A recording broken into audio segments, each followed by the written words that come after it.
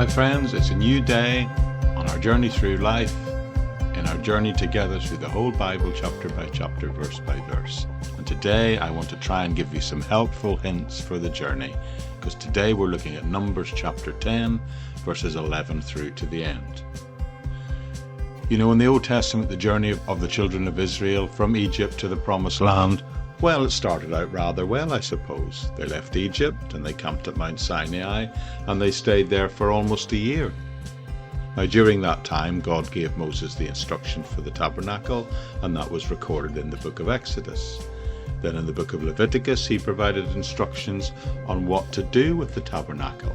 And now we're in the book of Numbers together, and he begins preparing them to pick up camp and start moving. Now, we've been going through the book of Numbers for over 10 days now, but we've reached the point where they're about to start the journey. Here in Numbers 10, they actually begin the journey at last. So what I want us to do is look at this first part of the journey. It's simple in a sense, but in another sense, well, it gives us some helpful hints, as it were, on how to travel, not just down a motorway or in preparing to make a trip to another city, but in fact on the journey through life. The kind of things that are going to happen in this passage are the kind of things that we need to take account when traveling through life. So that's what we're going to do today, friends. So welcome to the Bible Project Daily Podcast.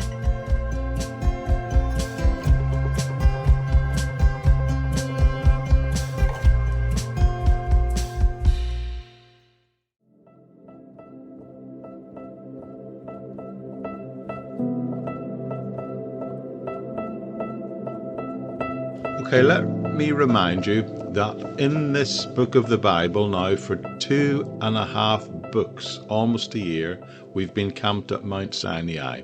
We've been sitting there with the children of Israel. As a matter of fact, Moses records that the events of that year began in Exodus 19 verse 1 and they end here in Numbers 10 verse 11. Everything between these verses and where we've arrived at today occurs at Mount Sinai or on the Sinai Peninsula at the plain underneath it. But now today, Numbers 10 verse 11 begins the journey towards, anyway, the Promised Land. So reading the first couple of verses, it tells us, on the 20th day of the second month of the second year, the cloud lifted from above the tabernacle of the covenant of law. Then the Israelites set out from the Desert of Sinai and travelled from that place to place until the cloud came to rest in the Desert of Paran. Okay, they've paused. Let's us pause here as well for a moment. All that's happened in these opening verses of this passage is an order is about to be given on how the people are to move from here to there. Now, they're going to set off in a minute, but this is just the command, if you like, in verse 11.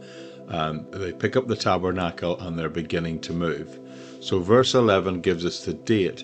So the bottom line is that this is almost a year in the waiting. Then all of a sudden, the children of Israel are told to move, and they're told to move, signaled to move, because the cloud that they've been previously told to follow begins to lift from off the tabernacle. So what begins now is the journey from Sinai to this place called Kadesh Barnea, which is in the very southern part of the land of Israel. Now, the journey would normally take about 11 days, and what we're going to see in this passage is the beginning of the journey between here and there, and, well, there's some interesting things happen along the way, I think. I promised you that the book of Numbers is going to get going and get interesting and even get quite practical. Well, we're about to do that and see that because they're about to depart and leave. Now, beginning in verse 13 all the way down to verse 28, in fact, we have the order of the march. Let me explain. What we've just looked at was the command and the fact that the crowd raised, but now we're going to look like the order in which they're setting off. Now, the actual verses 13 to 28, they'll appear in the episode notes and a link to them on Bible Gateway. But what I'm just going to do is summarize them for them because there's quite a bit of repetition. It's just talking about this first leg of the journey, and what follows in this tranche of verses 13 to 28 is simply the order of the tribes in which they will depart and march. So the passage has a bunch of names in it, some of which maybe I might have struggled to pronounce. But anyway, that's what's going on here. So let me just run through those verses to show you what's going on. Verse 14 says the tribe of and the army of Judah depart. Then it says in verse 15, it says it was Issachar next. Verse 16, Zebulun.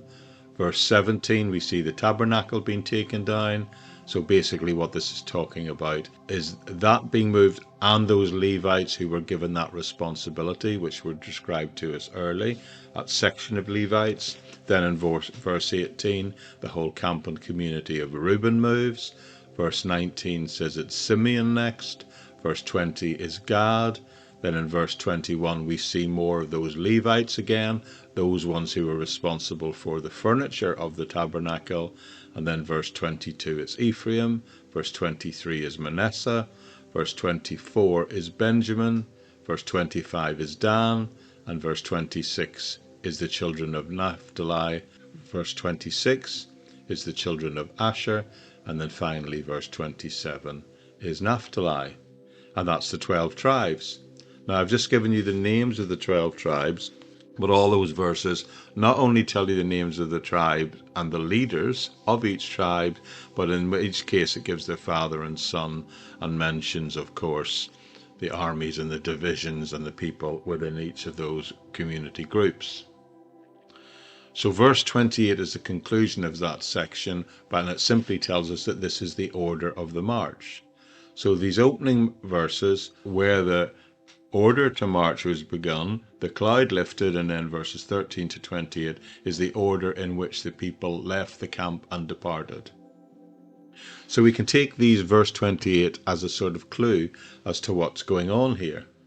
And I think it fits with the pattern, because if you've been listening to me, particularly as I've been teaching and working through the book of Numbers, what I'm going to say shouldn't come as a surprise. It is the fact that God told them to march out in a certain order. And I've pointed out several times before that generally that's how God does things. He likes things to be done in order and with order. You know, the Apostle Paul, writing in the New Testament, also said all things should be done decently and in order. Now, we know what he was talking about at that time was a church service and how that should be orderly. In fact, in 1 Corinthians chapter 14, he talks about chaos that can occur when everybody is speaking in tongues and they're all doing it at the same time. And he advises against that, because as an unsaved person coming, and he's talking about the main act of public worship here, he's saying that an unsaved person could come into that situation and literally think it's all nuts. It's all a bit crazy. The point is that God wants things to have the appearance of decency and order. I actually do really believe that. The more order, the less chaos there would be, and I believe that that is in fact a godly principle. In fact, it is the basis of the creation that we see described for us in the opening verses of our Bible in Genesis, where God is actually described as bringing order out of chaos. I had heard a preacher once preach a sermon, and he talked about how the closet in your home reflects your life. Well, I don't know about that, and certainly Canadian psychologist Dr. Jordan Peterson, he's sort of built a huge internet presence, hasn't he, recently by telling young men to tidy their rooms. Of course, that's a metaphor for getting your life in order. But let me ask you this. Is it true, the more order, the less chaos, and the less order, the more chaos? Is that actually true? I think there is something to be said from a Christian perspective about having a certain level of order in your life without it overwhelming and becoming controlling. Just imagine if God had said to the children of Israel, we're moving out. Imagine the chaos there would have been if all of them all at once had just jumped up and hit the road. God said, no, I'm going to give the order in which I want you to do this thing. This tribe first, this tribe second, third, fourth, and so on. Okay, having said that, now something in the next section interesting happens. Something out of the blue, so to speak. Well, let's see what it says, verse 29. Now Moses said to Hobab, son of Reuel the Midianite, Moses' father-in-law, we are setting out from this place about which the Lord said, I will give it to you. Come with us, and we will treat you well, for the Lord has promised good things to Israel. Now, there's a couple of names in this passage. That's what we need to unscramble here. The fact that it is Moses' father-in-law was referred to. Now, who was Moses' father? Well, you may remember he was called Jethro. Very good if you remember that. All right, that's fine, Jethro. So who's this here? He's not called Jethro. His father-in-law is named as Hobab. Well, Moses' father-in-law simply had two names, and that shouldn't surprise us. Jacob himself had two names. Remember, he was called Jacob in Israel. So this guy had two names. But the issue is, we're not talking about Moses' father-in-law himself.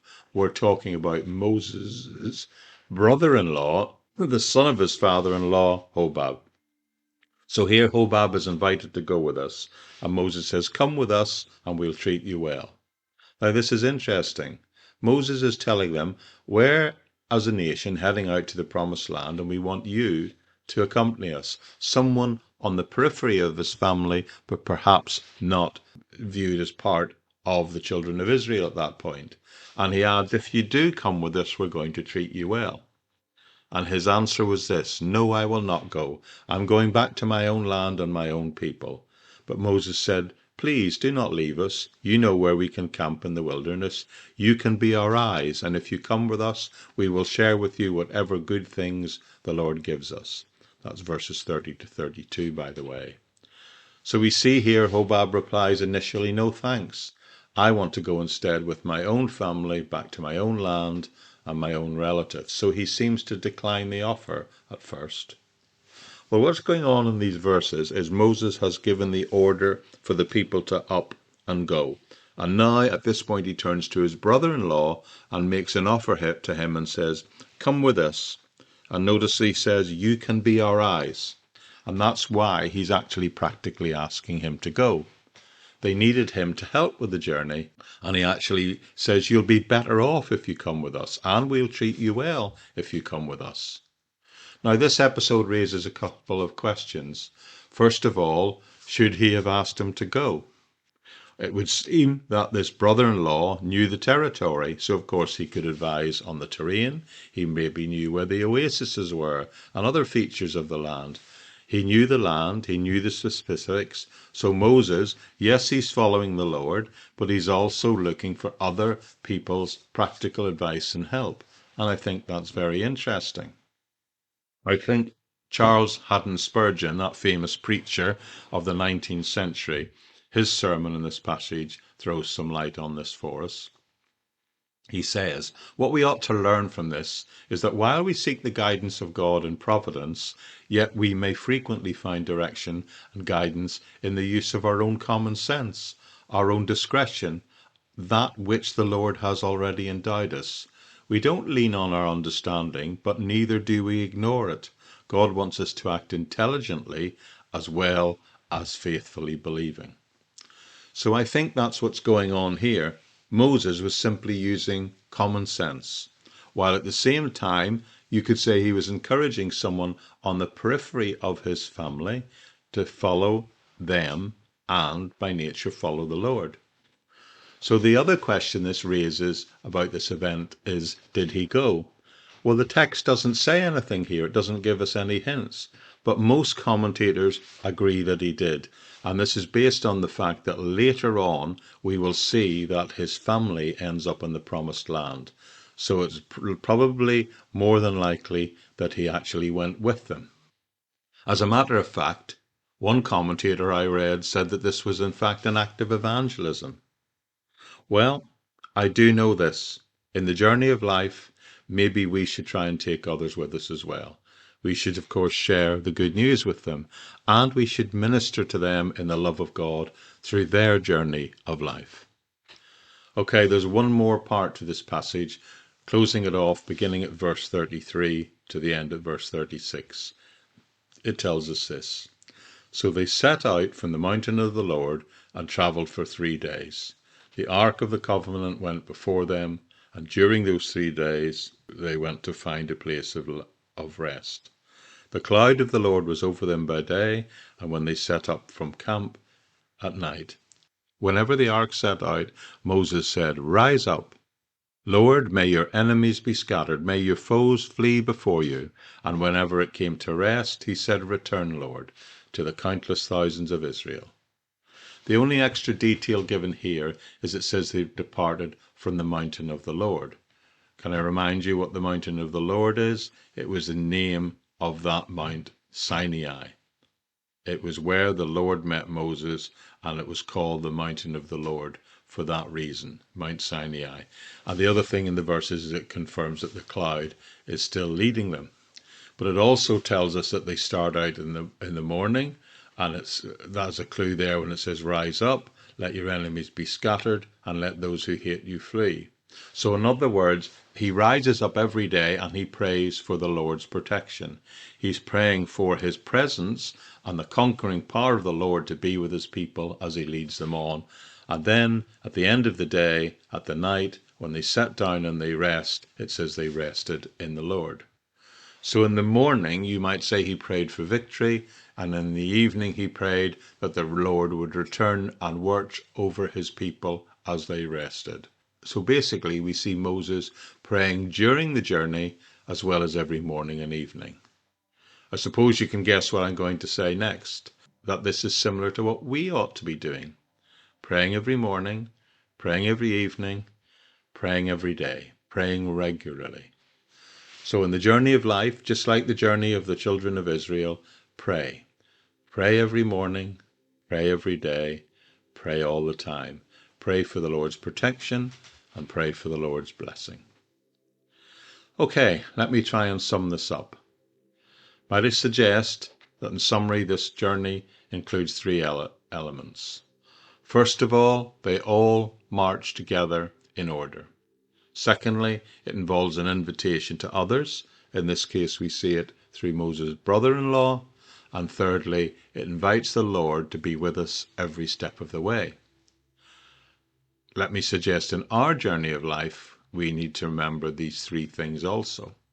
We should have a plan, generally, and we should put things in order and try to follow it.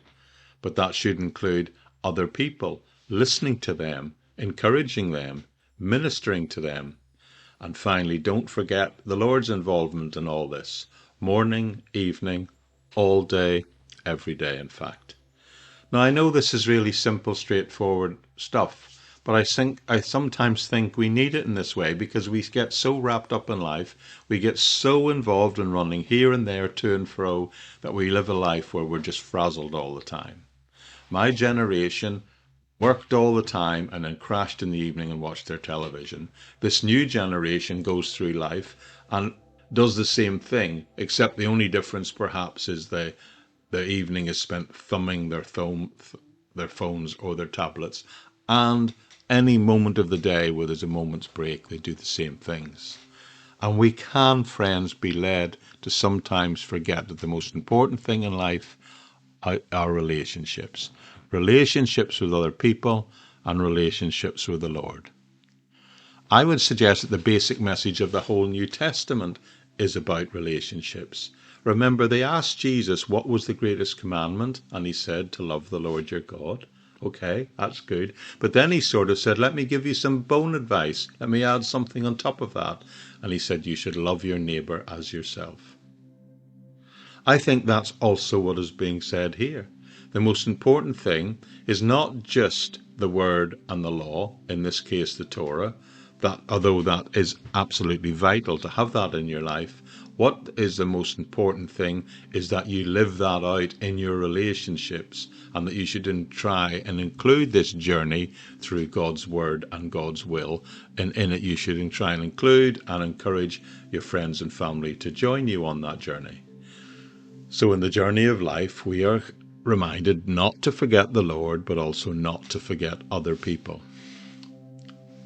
You know, in conclusion, I've noticed that every time a national tragedy occurs, well, I'm really struck by the fact that usually when something really bad happens, what people think is, you know, what's what's really important in life. Not that the fact that maybe their house was destroyed by flood or fire or a hurricane, but perhaps it's the fact that their family are safe. I remember many years ago I watched a really compelling documentary called Phone Calls from the Tower. The basis of it was, during those terrible events when the Twin Towers came down in New York, many people trapped in those buildings phoned home to try and speak to their loved ones, and many, because perhaps their loved ones are at work and didn't even know what was going on, many messages were left on answering machines. But incredible pathos was all those messages were basically people saying, I love you, or saying, I'm sorry, or saying, I wish I'd spent more time with you. I wish I'd spent more time with the ones I loved or the family. No one was saying, I wish I'd spent more time at work. When it came to that point and people were pondering what would turn out to be their end of this time on earth, every single person just wanted to reach out and speak to those they love. And that is, my friend, is because when everything is stripped away, life is indeed really about relationships. It's all about relationships. So you know what? If you're listening to this and you're listening to it at work or somewhere else, can I suggest to you that when you go home, you hug the ones you love and you tell them that you love them. And I would simply add, don't wait until a tragedy reminds you to do this to do that. This journey of life consists of relationships. It's what it's all about. Relationships with God and relationships with each other. So please don't forget that, because that's, I believe, the message that God wants to give us from this passage. Bye-bye for now.